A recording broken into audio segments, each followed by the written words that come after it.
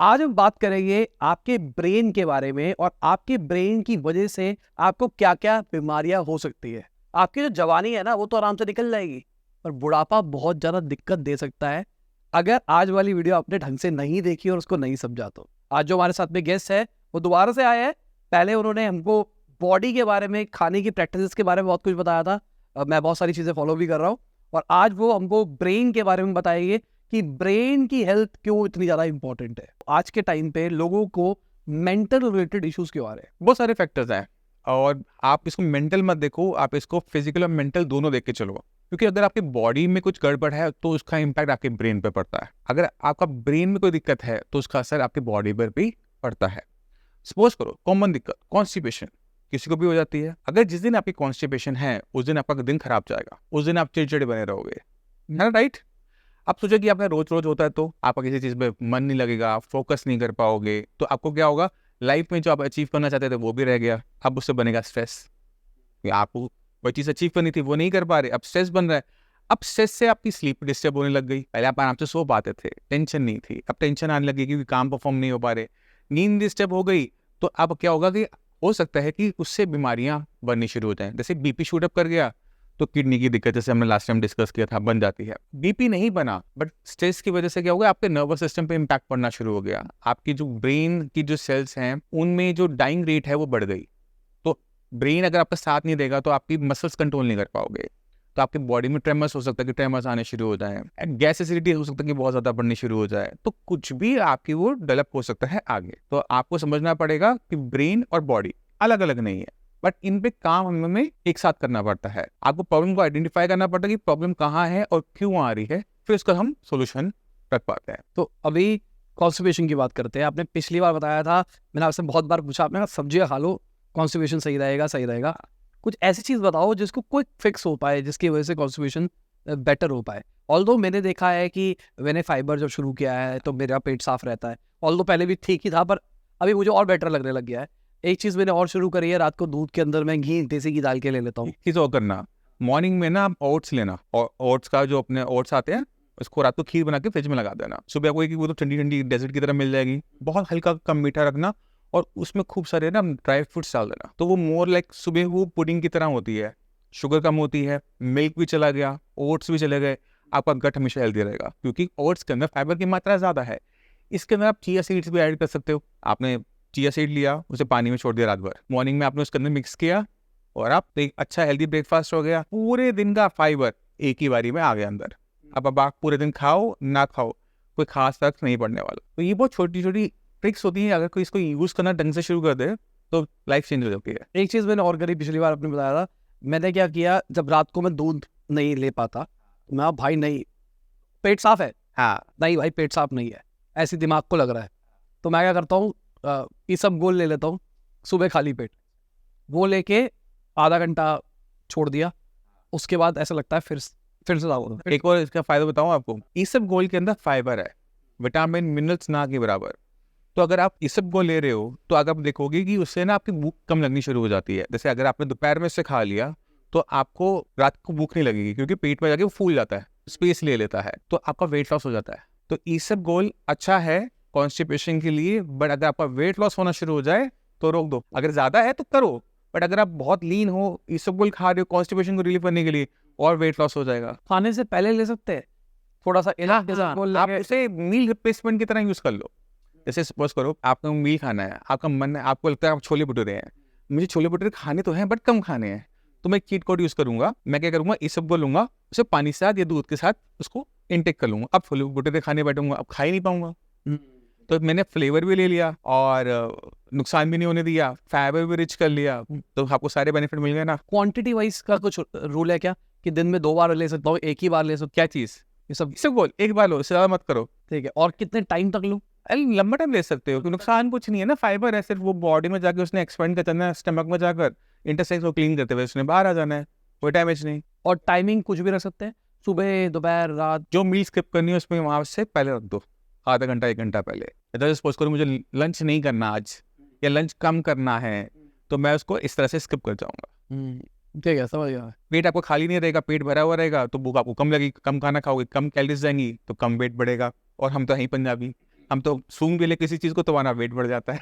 अगर आपको ये वीडियो पसंद आ रही है तो प्लीज वीडियो को लाइक करें, चैनल को करें सब्सक्राइब, और अगर आप चाहे तो हमारे नए चैनल को भी सब्सक्राइब कर सकते हैं, जहां पर हम इन वीडियोस के क्लिप वर्जन डालते हैं, जहां पर आप 5-6 मिनट के अंदर ही बहुत सारी चीजें सीख सकते हैं। चैनल का लिंक डिस्क्रिप्शन में दे दिया है, ठीक है।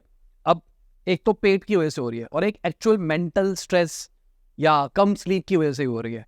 वो क्या होता है? देखो, स्लीप प्रॉपर नहीं लेते तो आप पहले पूरी बॉडी को अंडरस्टैंड करने की कोशिश करो। हमारी बॉडी जब पहले हमने लास्ट टाइम में डिस्कस किया था कि हमारी बॉडी 100 साल तक क्यों सर्वाइव कर जाती है जब लोहे की गाड़ी नहीं कर पाती। तो उस टाइम भी मैंने एक्सप्लेन किया था कि हमारी बॉडी में 2 फंक्शंस एक साथ चलते हैं। एक है कैटाबॉलिक एक्टिविटीज, यहाँ पे हमारी बॉडी में टिश्यू टूट रहा है, बूढ़ा हो रहा है।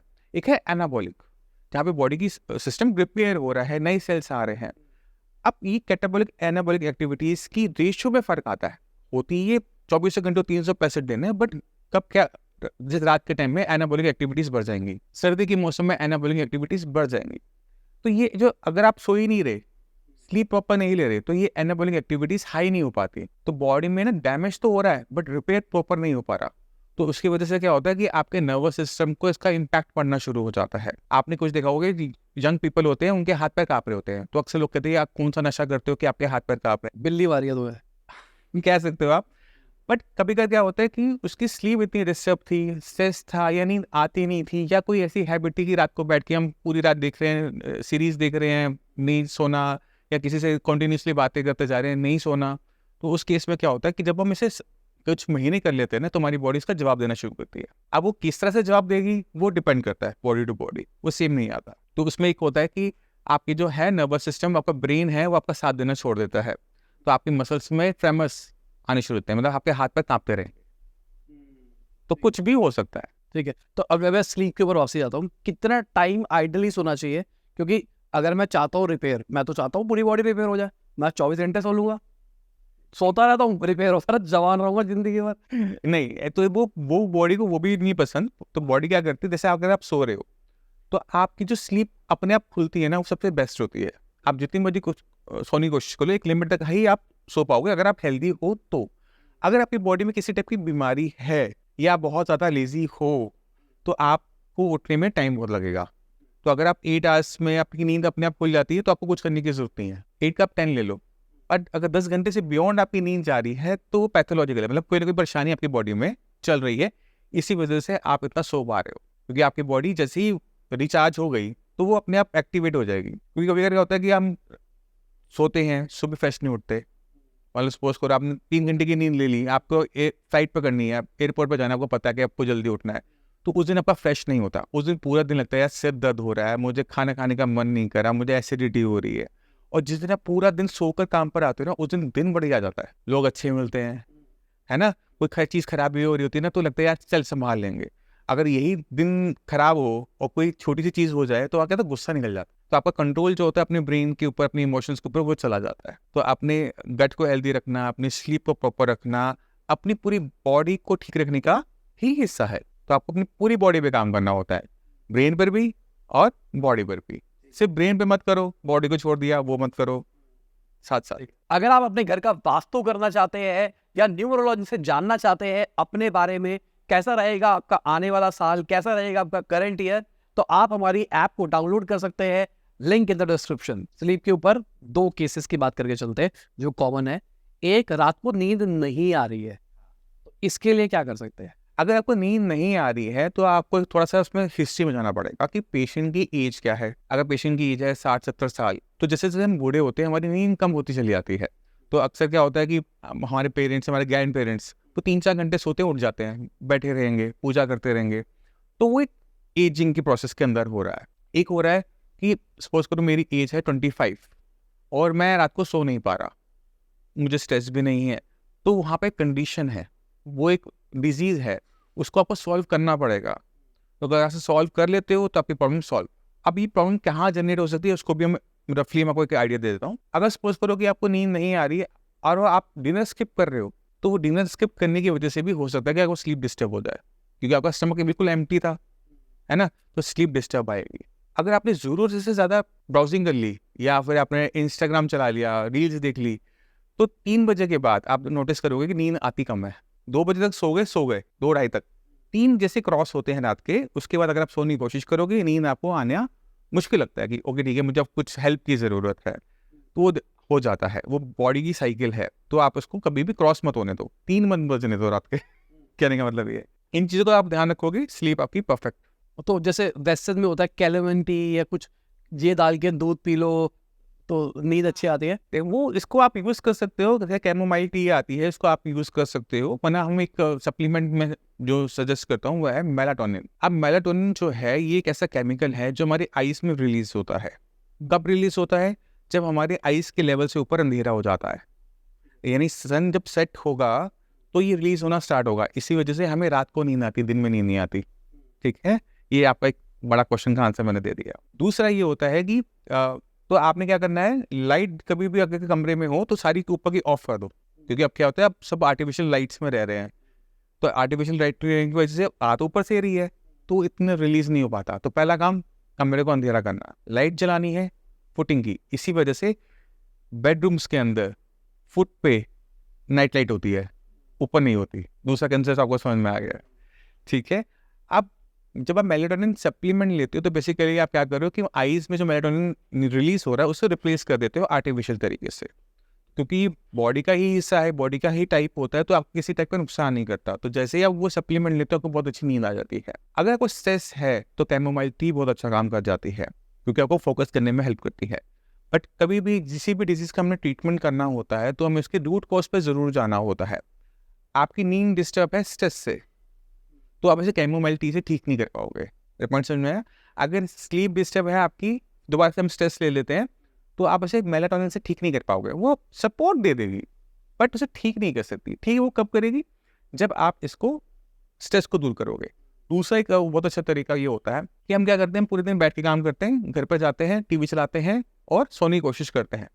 इसको भी आप चेंज कर सकते हो। यहाँ पे एक रूटीन डाल सकते हो कि आपने इवनिंग के अंदर किसी टाइप की स्पोर्ट्स एक्टिविटी करनी है। आप लॉन्ग वॉक पे जाओ, साइकिलिंग पे जाओ, कुछ भी करो, तो आपकी बॉडी क्या हुआ, शाम के टाइम थक गई। जब आप थक जाते हो तो आपको क्या आता है, नींद। तो आपके लिए सोना बहुत आसान हो जाता है, खाना खाया और बिस्तर पे गिरे होकर सो जाओगे। तो ये छोटी छोटी ट्रिक्स होती हैं, इनको यूज़ करके कोई भी अपनी स्लीप को इम्प्रोवाइज कर सकता है। हेड मसाज भी है। आप मान लो सुबह को आपको नींद नहीं आती, आपने मम्मी को बोला मम्मी मेरे मालिश कर दे, आपको बहुत अच्छी नींद आने वाली। कोई स्पेसिफिक ऑयल? कुछ भी चलेगा, मम्मी का हाथ का जादू चलेगा, वहाँ पे तेल का जादू नहीं चलेगा। बट फिर भी आप इसमें एलमंड का जो ऑयल होता है वो यूज़ कर सकते हो, सरसों का तेल यूज़ कर सकते हो, कोई भी तेल आपके घर में जो हो उसको आप यूज़ करो, आपको नींद अच्छी आ जाएगी। ठीक है। अब जो आपने बताया मेलाटोनिन, उसकी क्वांटिटी भी होती है या उसका ड्यूरेशन भी होता है, उसको कांस्टेंट कितना टाइम तक लेना होता है? क्योंकि ये फूड सप्लीमेंट है तो मैं इस वीडियो में बता सकता हूँ, मेडिसिन होती है तो मैं शायद ना बता पाता। तो फूड सप्लीमेंट है वो आता है 3 mg, 5 mg, 10 mg पे। तो अगर आप नॉर्मल आपको हेल्प चाहिए, सिर्फ कभी कभार चाहिए होता है, तो आप 3 mg, 5 mg से स्टार्ट कर सकते हो। और लगता है कि बहुत ज़्यादा दिक्कत है तो 10 mg तक जा सकते हो। तो आप उसका कोई भी डोसेज ले सकते हो, 100% सेफ है, कोई नुकसान नहीं। गमीज भी आती हैं, स्ट्रिप्स भी आती हैं, टैबलेट भी है, कैप्सूल भी, किसी भी प्लेटफॉर्म पे मिल जाएगा, ब्लिंकिट पे भी मिल जाती है वो। तो उसका ये आप यूज़ करके स्लीप को इंड्यूस कर सकते हो। अब कई लोग हैं जिनको नींद बहुत आती है, हाँ, उनके लिए क्या है? नींद अगर बहुत ज़्यादा आ रही है, डेली बेसिस पर आ रही है, तो वो दिक्कत है। अगर आपकी बॉडी में एनर्जी कम है या अगर बहुत ज़्यादा आप टायर्ड हो जाते हैं थोड़ा सा काम करने के बाद, तो स्टेमिना बहुत कम है, तो आपकी फिर नींद ज़्यादा आएगी। तो आपको बेसिकली क्या करना है, आपको एक इवैल्यूएशन चाहिए अपनी मेडिसिन की, कि आप क्या कोई मेडिसिन ऐसी तो नहीं ले रहे जिससे नींद ज़्यादा आ रही हो। आपको अपनी डेली हैबिट्स को एक बार चेकआउट करना है कि ऐसा कुछ नहीं कर रहे जिससे आप अपने स्टेमिना को ख़त्म कर देते हो बहुत ज़्यादा, कि आपको बहुत ज़्यादा नींद दोपहर के टाइम में, शाम के टाइम आना शुरू हो जाती है। जैसे सपोज करो आप मॉर्निंग में कोई हैवी स्पोर्ट्स खेल लेते हो या मॉर्निंग में आप जिम चले जाते हो, दोपहर तक आपको नींद सोने का मन करेगा। तो वो बीमारी नहीं है, वो आपका एक्टिविटी की वजह से हो रहा है। और अगर सपोज करो कि आपकी बॉडी में फटीग है, कोई बीमारी चल रही है, तो भी आपको नींद ज़्यादा आएगी, बॉडी लिफ्ट नहीं हो पाती। वेट की वजह से?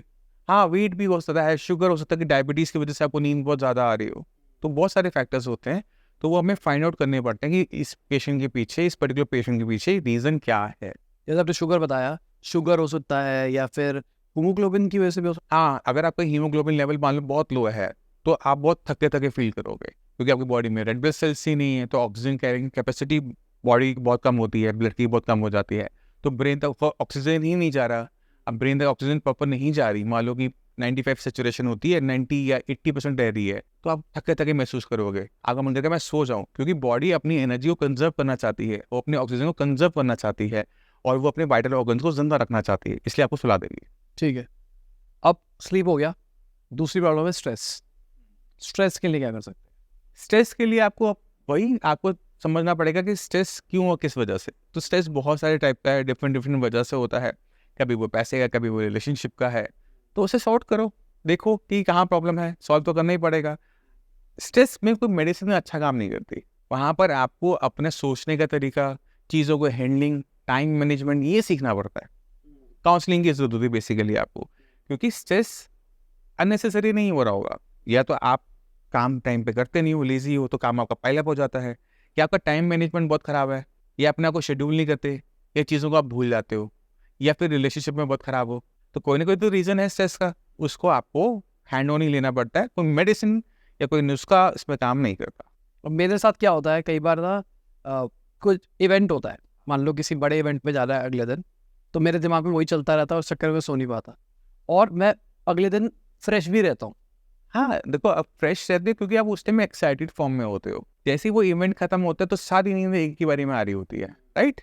तो क्योंकि आपका ब्रेन एक्टिव था, एड्रेनलिन का रश था कि मुझे इस पर्सनालिटी से मिलना है, इस इवेंट में जाना है, मुझे अच्छा परफॉर्म करना है, तो वो एक एंग्जाइटी भी होती है, तो उस टाइम में नींद कम आना नॉर्मल है। पर जैसे ही वो इवेंट खत्म होगा, आपका मन करेगा कहीं मैं खाना खाऊं, मैं सोचो, क्योंकि आपने खाना भी छोड़ रखा होगा उस टाइम में, खाना भी नहीं खा पा रहे होगे, ठीक है मुझे नहीं खाना, जूस दे दो, सूप दे दो, पी रहे होगे, खा नहीं रहे होगे। तो ये सबके साथ होता है, आपके साथ नहीं होता, ठीक है, ये नेचुरल है, नेचुरल प्रोसेस है। अब ये मान लो किसी की सब डिस्टर्ब है, उसकी वजह से आपने बोला बॉडी में ट्रेमर आते हैं, अब किसी को ट्रेमर आ रहे हैं, उसका रीज़न यही है या और कुछ भी हो सकता है? देखिए देखो, जब हमारी स्लीप डिस्टर्ब होती है तो हमारे ब्रेन के सेल्स जो जिसको रिपेयर चाहिए था उसे रिपेयर नहीं मिल पाया, तो हमारे ब्रेन में एक हार्मोन, एक केमिकल रिलीज होता है डोपामिन। डोपामिन हमें खुश रखता है, हमें स्माइल करवाता है, बट एक और बहुत इंपॉर्टेंट काम करता है, वो है ब्रेन का और मसल्स का कोऑर्डिनेशन। यानी अगर मैं इस हाथ को खिलाना चाहता हूँ तो ये मेरा ब्रेन कर रहा है, हिल ये जरूर है बट सिग्नल कहाँ से आया, ब्रेन से आया ना, तो ये मसल्स का और ब्रेन का कोऑर्डिनेशन करने में हेल्प करता है। जब ब्रेन के सेल्स को डैमेज होना शुरू होता है नींद ना आने की वजह से, स्ट्रेस की वजह से, या फैमिली हिस्ट्री की वजह से, तो हम ये देखते हैं कि डोपामिन रिलीज नहीं हो पाया और हमारे हाथ पैर कांपना शुरू कर देते हैं, तो ये डोपामिन की कमी की वजह से पार्किंसन यही होता है? यही पार्किंसन है। तो डोपामिन की जो डेफिशिएंसी है, यही आपको, इसको हम पार्किंसन कहते हैं। तो अक्सर ऐसे में हम देखते हैं कि हम पेशेंट को, जब एलोपैथिक में हम जाते हैं तो हम देखते हैं कि वहाँ पे आर्टिफिशियल डोपामिन दिया जाता है, सिंडोपा फॉर्म में, लेवोडोपा के फॉर्म में, तो पेशेंट को थोड़ा टाइम तो आराम मिलता है, बट ब्रेन के अंदर सेल्स कॉन्टिन्यूसली मरते चले जाते हैं। तो जो पेशेंट को थोड़ा टाइम आराम आता है, उसके बाद उसकी कंडीशन और ख़राब हो जाती है, फिर वो मेडिसिन की डोज बढ़ानी पड़ती है, तो थोड़ा टाइम आराम आया, फिर वही साइकिल चलती रहती है कि आप लोगे, आराम आएगा, फिर वो केस आपके ब्रेन में डैमेज होगा और दोबारा से कंडीशन और सिवियर होती चली जाएगी, तो इसे रोकना बड़ा मुश्किल हो जाता है। तो पार्किंसन में ये कहा जाता है कि एक बार जो डैमेज हो गया उसकी रिकवरी नहीं हो सकती। अच्छा, मतलब लॉजिकली तो क्या हो रहा है, सेल्स मर रहे हैं और दूसरे सेल्स आ रहे हैं, यहाँ पे नहीं आ रहे हैं। हमारे ब्रेन के अंदर जो सेल्स होते हैं उनमें रीजनरेशन पावर नहीं है।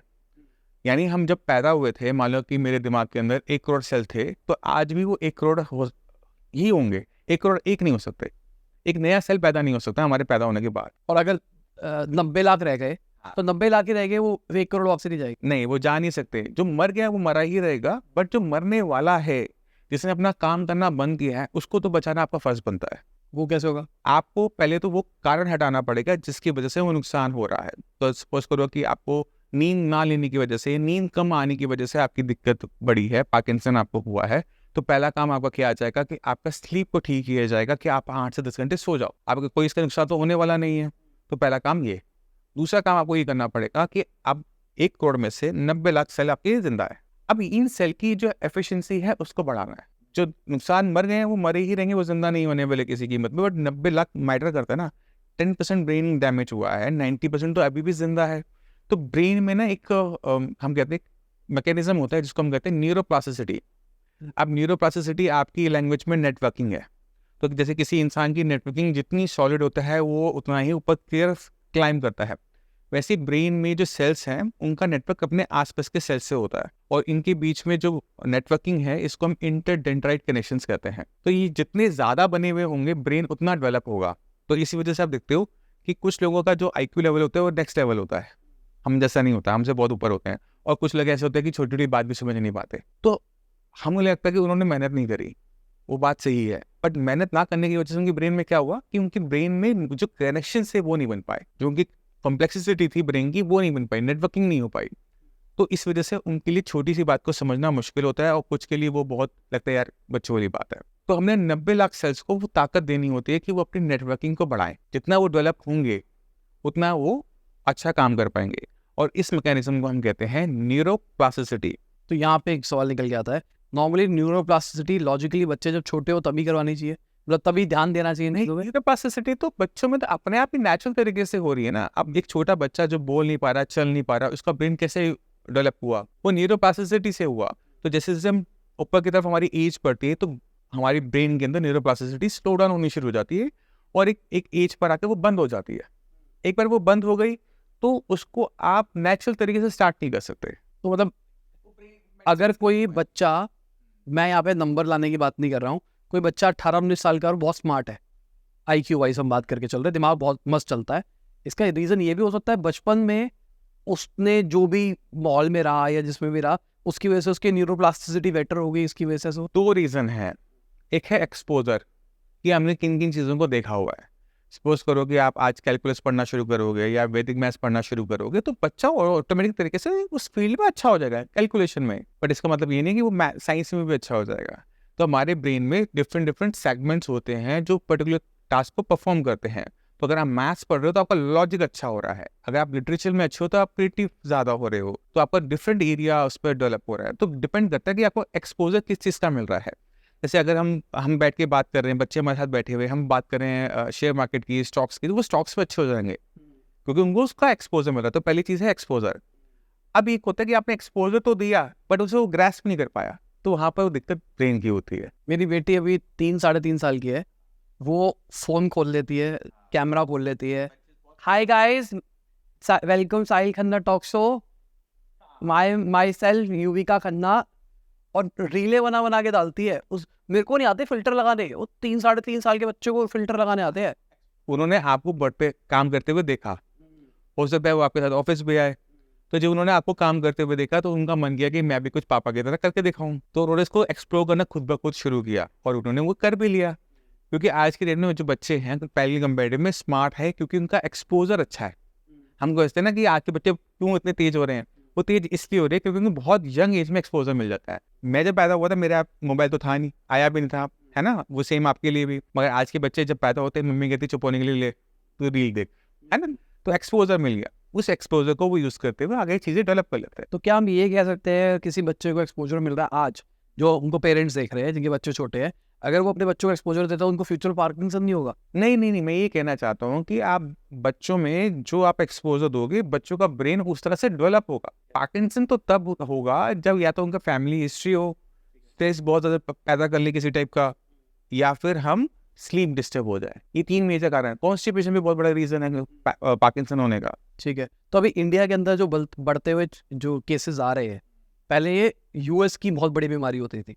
मेरे को पार्किंसन नहीं पता था इसके बारे में, मैंने अंग्रेजों वाली पिक्चरों में देखा था कि ऐसे बाप हिल रहे होते थे और वो उनको घर से निकाल देते थे कि तुम ऐसे हो। फिर इंडिया के अंदर देखा तो पता लगा मेरी दादी जिनकी एज बहुत ज़्यादा हो रखी थी उनके हाथ कांपते थे। फिर जब मैंने रिलेट किया मैंने कहा उनको भी पार्किंसन होगा पर कभी डिटेक्ट नहीं हुआ होगा क्योंकि इंडिया में पता नहीं था लोगों को। पर अभी जब मैं देख रहा हूँ इसके केसेस बढ़ रहे हैं। हाँ, यंग में भी होता है। जब किसी यंग पर्सन को हो जाए, 40 से नीचे वाले को हो जाए, तो हम इसे वाईओपीडी कहते हैं, यंग ऑनसेट पार्किंसन डिजीज।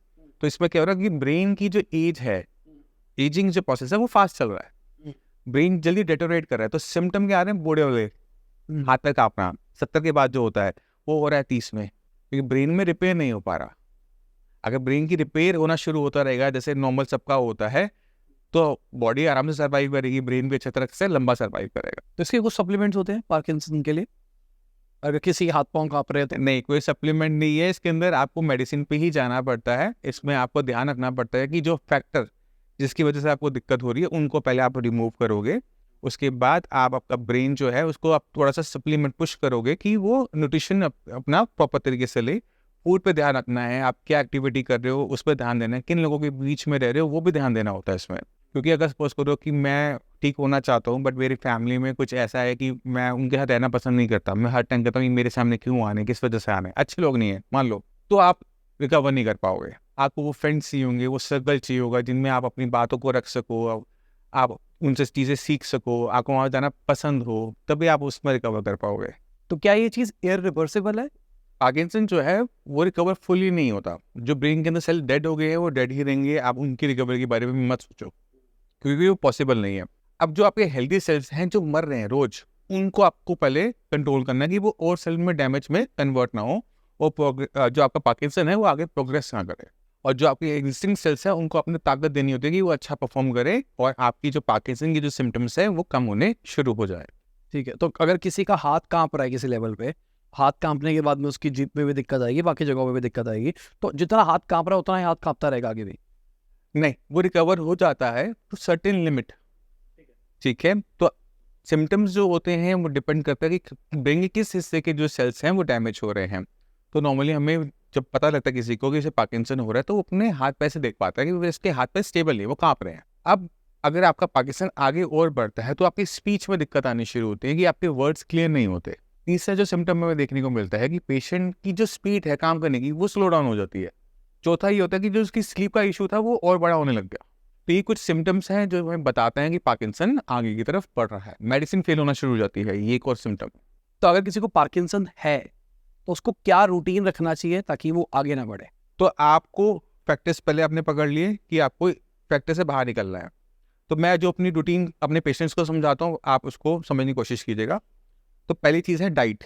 हम अपनी डाइट को छोड़ नहीं सकते क्योंकि आपका ब्रेन में डैमेज हो रहा है। ब्रेन बना हुआ है प्रोटीन का, तो आपको अपनी डाइट के अंदर प्रोटीन की मात्रा को बढ़ाना है। तो वेजिटेरियन हो नॉन वेजिटेरियन हो, डाइट में प्रोटीन को बढ़ाओ। चाहे आप मशरूम डालो उसके अंदर, चाहे आप डालो उसके अंदर फिश डालो, चाहे आप एग्स लो, बट प्रोटीन की मात्रा को आपको इनटेक बढ़ाना पड़ेगा। और ये प्रोटीन पाउडर वाला नहीं है, मैं फिर से कहूँगा पाउडर वाला प्रोटीन नहीं लेना क्योंकि उससे कॉन्स्टिपेशन की दिक्कत आ जाएगी। आपको प्रोटीन लेना, साथ में विटामिन मिनरल्स को भी अच्छी मात्रा में रखना है। तो डाइट आपकी rich in protein with vitamin and minerals होनी चाहिए, जिससे बॉडी में किसी भी टाइप की डेफिशिएंसी ना हो। क्योंकि ब्रेन को किस चीज़ की जरूरत पड़ेगी, किस चीज़ की जरूरत नहीं पड़ेगी, हमें पता ही नहीं है ना। तो सब कुछ ऑल इंक्लूसिव डाइट आपको इंक्रीज करनी है। दूसरी चीज़ आपने ध्यान रखना है कि जो हमारा ब्रेन है ना, ये बहुत सेंसिटिव ऑर्गन होता है, इमोशनली बहुत सेंसिटिव ऑर्गन होता है। तो अगर आप इसको एक अच्छा इन्वायरमेंट देते हो तो ये बहुत अच्छा तरीके से डेवलप और इम्प्रोवाइज करता है। तो हम हमेशा एडवाइस करते हैं कि आप अपने आसपास उन लोगों को रखो जो आपको खुश रखते हैं। अगर आप न्यूज़ देखते रहते कॉन्टीन्यूसली कि न्यूज़ में ये हो गया, जैसे अभी रिसेंटली रेप वाला आया, यहाँ दंगे हो रहे हैं, अगर आप हर टाइम इस न्यूज़ के आसपास घिरे रहोगे ना तो आप डिप्रेसिव हो जाओगे। तो इन सारे कंटेंट को अपनी लाइफ से हटाओ। आप अपना जो कंटेंट है वो थोड़ा सा कॉमेडी की तरफ कर दो, इन्फॉर्मेटिव कर दो, बट डिप्रेसिव न्यूज़ की तरफ से हट जाओ। तो ये आपको बहुत ज़्यादा हेल्प करता है। तीसरी चीज़ होती है वो है एक्सरसाइज। अब स्लीप के लिए हमने आपको एक तरीका बताया था कि अगर आप शाम को एक्सरसाइज अच्छी मात्रा में कर लेते तो बॉडी थक जाएगी, अगर वो थक गई तो वो सो भी जाएगी। तो हम क्या करते हैं कि मॉर्निंग से लेकर इवनिंग तक की बहुत अच्छी रूटीन सेटअप करवाने की कोशिश करते हैं, खासकर उन पेशेंट में जिनके पास बहुत सारा टाइम होता है। क्योंकि हम देखते हैं कि पार्किंसन जिनको हो रहा है वो अक्सर रिटायर्ड पर्सन होते हैं। जैसे 60 तक गवर्नमेंट जॉब होती है, 60 तक अच्छे से काम किया, जैसे ही वहाँ से रिटायर हुए अब काम करने के लिए कुछ है ही नहीं, तो पूरे दिन घर में बैठे रहते हैं और सोचते रहते हैं। जब उन्होंने वो सोचते जरूरत से ज़्यादा है तो उनको पार्किंसन डेवलप होने लग गया। तो हम क्या कहते हैं कि वो अपने ब्रेन को बिजी रखें, खाली ना रखें। तो मॉर्निंग में उठे, अपने योगा किया, प्राणायाम किया, साइकिलिंग करी, वॉक किया, अब घर आ गए, ब्रेकफास्ट किया अच्छा सा, और उसके बाद अपना किसी टाइप की हॉबी को ऑप्ट कर लिया, चाहे वो पेंटिंग है, डांसिंग है, कुछ भी जो आपको पसंद है। उसके बाद आप लंच करके सो जाओ, 1-2 घंटे आप आराम से सो।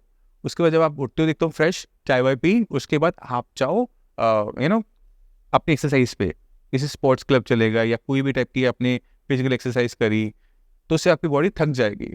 उसके बाद आप आओगे, खाना खाओगे और ऑटोमेटिक तरीके से सो जाओगे। इसके बीच में थोड़ा सा टाइम और निकालना चाहिए, वो है सोशल होने का। जैसे आप घर से बाहर निकलो, दोस्तों से मिलो, तो उससे भी बहुत ज़्यादा हेल्प मिलती है। तो जैसे हम किसी स्पोर्ट्स क्लब में जा रहे होते हैं तो वहाँ पे दोस्त मिल जाते हैं, आप साइकिलिंग करने जा रहे हो तो आपको वहाँ पे दोस्त मिल जाते हैं, तो वहाँ पे सोशलाइजेशन भी हो जाती है और आपकी फिजिकल एक्टिविटी भी हो जाती है। तो उससे बहुत अच्छा बेनिफिट मिलता है एक पार्किंसन पेशेंट को, अपनी बीमारी को रोकने के लिए भी और उसमें रिकवरी में भी। तो ये बहुत अच्छा रहता है, ये रूटीन अगर कोई फॉलो करता है तो उसको जो रिजल्ट्स है वो 2-3 मंथ्स में दिखने शुरू हो जाते हैं। इसके बाद आपको न्यूरोप्लास्टिसिटी पे कंटिन्यूअसली काम करना चाहिए, क्योंकि ब्रेन की इंपॉर्टेंस बहुत ज़्यादा है। ये ब्रेन में हो रही प्रॉब्लम है कि ब्रेन केमिकल रिलीज नहीं कर पा रहा। अब आप ब्रेन से ज़्यादा केमिकल रिलीज करवाना चाहते हो तो उसको आप वीक नहीं करना दे सकते, तो आपने उसे पुश तो करना है फॉर न्यूरोप्लास्टिसिटी, और उसकी डाइट भी अच्छी रखनी है। न्यूरोप्लास्टिसिटी कैसे करेंगे? न्यूरोप्लास्टिसिटी में को पहले समझो कि इसमें हो क्या रहा है। आपके दो के ब्रेन के सेल्स हैं, वो आपने कभी ब्रेन का सेल देखा है? उसके बहुत सारे हाथ पैर से निकले हुए होते हैं। तो जैसे न्यूरोप्लास्टिसिटी हम कोई किसी के ब्रेन में होती है तो दो जो सेल्स हैं उनकी जो इंटरडेंड्राइट कनेक्शंस है ना, वो बनने शुरू हो जाते हैं। अब आपका जो ब्रेन है वो 3D में है, 2D में हम देखते हैं बुक्स में, बट वो 3D में होता है। तो एक सेल है तो उसके चारों तरफ ऊपर नीचे चारों तरफ सेल्स हैं, और इनके बीच में इनके कनेक्शन जितने स्ट्रांग होते चले जाएंगे, स्ट्रांग मतलब स्ट्रेंथ वाइज नहीं, नंबर ऑफ कनेक्शन जितने ज़्यादा बढ़ते चले जाएंगे, ब्रेन उतना डेवलप हो जाएगा, ब्रेन उतना एक्टिव हो जाएगा। तो पार्किंसन पेशेंट को न्यूरोप्लास्टिसिटी की बहुत ज़्यादा ज़रूरत होती है, और जिन जिन पेशेंट में हम न्यूरोप्लास्टिसिटी करते हैं उनमें जो रिजल्ट्स हैं बहुत ज़्यादा मज़ेदार आते हैं। तो इसके लिए कोई एक्सरसाइज करनी पड़ती है, दवाई खानी पड़ती है, या फिर सब कुछ करना पड़ता है। आप किसी भी चीज़ को छोड़ नहीं सकते, क्योंकि अगर आपको मान लो कि 60s में आपको पार्किंसन हो रहा है, तो अगर आप इसको बढ़ने दोगे तो क्या होगा कि 80 तक तो आप बिल्कुल बेड रिटर्न हो जाओगे, आपके लिए वॉशरूम जाना बड़ा मुश्किल हो जाएगा, आपकी हर चीज़ आप अपनी फैमिली पर डिपेंडेंट हो जाओगे। और यहीं पर सबसे ज़्यादा बड़ी दिक्कत फैमिली वालों के लिए भी आती है कि वो अपने पेरेंट्स को इस तरह से देखना पसंद नहीं करते। तो अच्छा ये होता है कि आप उनकी बॉडी पे, उनके ब्रेन पे काम करना स्टार्ट करो, ठीक है। टेम्परेरी ट्रीटमेंट अच्छा है, बट उसके साथ उसका परमानेंट जो ट्रीटमेंट है उस पर भी हमें काम करना चाहिए। तो क्या हम ये कह सकते हैं जो आज के टाइम पे वर्क लाइफ बैलेंस नहीं कर पा रहे हैं, जो काम के ऊपर बहुत ज़्यादा फोकस रह रहे हैं, जो अपने आप को टाइम नहीं दे पा रहे हैं, बहुत हाई चांसेस है कि आगे जाके उनको पार्किंसन हो सकता अभी बीच में एक रिसर्च आई थी जिसमें पार्किंसन जो देखा जाता है वो मिडिल क्लास लोगों में ज़्यादा देखने को मिलता है और वर्किंग क्लास के अंदर ज़्यादा देखने को मिलता है। तो उसमें पीछे देखा गया कि रीज़न क्या है, एजुकेटेड क्लास, मिडिल क्लास और वर्किंग क्लास के अंदर रीज़न था कि वो ना हमेशा हर चीज़ के बारे में सोचते रहते हैं, कभी बच्चों के बारे में, कभी उनकी एजुकेशन के बारे में, कभी पैसों के बारे में। जब हम कॉन्टीन्यूसली बहुत ज़्यादा सोचते हैं और ब्रेन को हम एक पॉज नहीं देते, उसको आराम नहीं देते, तो ब्रेन जो है ना वो धीरे धीरे काम करना छोड़ देता है। और ये रिसर्च इंडिया की भी नहीं है, ये रिसर्च भी यूएस की है। अब हम देखें कि अपर क्लास में ये बीमारी कम देखने को मिलती है, सुपर रिच में, अपर मिडिल में दिखेगी, लोअर में भी देखने को कम मिलती है, क्योंकि उनके पास कुछ होता नहीं है, मतलब या तो उनकी एजुकेशन को रोक रही होती है या किसी भी रीजन से तृप्त होते हैं वो। हाँ, उनमें पार्किंसन नहीं देखने को मिलता, सुपर रिच के अंदर देखने को नहीं मिलता, जिनके पास पैसिव इनकम बनी हुई होती है, जिनकी एक्टिव इनकम पे कोई डिपेंडेंसी है, इनकम छोटी है, एजुकेशन ज़्यादा है, इनकम उस हिसाब से नहीं है, तो वो लोग ज़्यादा परेशान देखने को मिलते हैं और वही पार्किंसन के शिकार भी ज़्यादा देखने को मिलते हैं।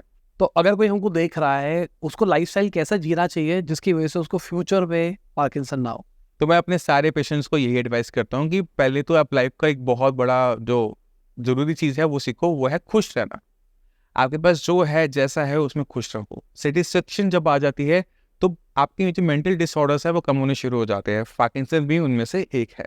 तो खुश रहने के लिए क्या है कि आपको अपने आप को भी थोड़ा सा देखना पड़ेगा कि आप कोई एक्टिविटी जो आपकी हॉबीज़ है उनको आप फॉलो करो। आप अपने उन लोगों को अपने साथ रखो जो आपको खुश रखते हैं, जैसे आपके फ्रेंड्स हैं। अक्सर क्या होता है, हम बड़े होते चले जाते हैं, अपने फ्रेंड्स को छोड़ते चले जाते हैं। ये नहीं करना। आप चाहे उनको हफ्ते में 2 बार कॉल करो, बट कॉल करो, बात करो, भाई तू कैसा है कैसा नहीं है, उनको बुलाओ कि ओके ठीक है। दूसरी चीज़, अपने जो बच्चे जैसे चले जाते हैं, फैमिली से दूर हो जाते हैं, उसको भी थोड़ा सा अवॉइड करने की कोशिश करो। अक्सर जब पेशेंट आता है वो कहता है कि डॉक्टर साहब मैं तो यहाँ रहता हूँ नोएडा में, मेरे बच्चे रहते हैं बेंगलोर में। मैंने कहा ऐसा क्यों? उन्होंने अपना घर बना लिया, हम वहाँ नहीं जाएंगे। क्यों? क्योंकि ये प्रॉपर्टी मैंने बनाई थी नोएडा वाली। वो फंस जाता है वहाँ पे। और मैं उनको हमेशा एडवाइस करता हूँ कि आपकी अपनी प्रॉपर्टी अपने पास हो और वहाँ पे बेंगलोर उनके साथ शिफ्ट हो जाओ, क्योंकि उनके वहाँ पे गैंग चिल्ड्रन है। अब उनको अच्छे लगते हैं बट उनसे रोज़ बात नहीं कर पाते, तो वो अपने आप को इस मतलब ब्लॉकेज पे बांध लेता है कि मुझे ये नहीं करना। तो आप उसको थोड़ा सा चेंज करने की कोशिश करो। डाइट पे बहुत ध्यान रखो कि आप क्या खा रहे हो क्या नहीं खा रहे। जैसे बताया था, प्रोटीन रिच डाइट रखोगे, जितना प्रोटीन रिच डाइट रखोगे, जितने अच्छे मिनरल्स लोगे, उतना ब्रेन आपका अच्छा परफॉर्म करेगा।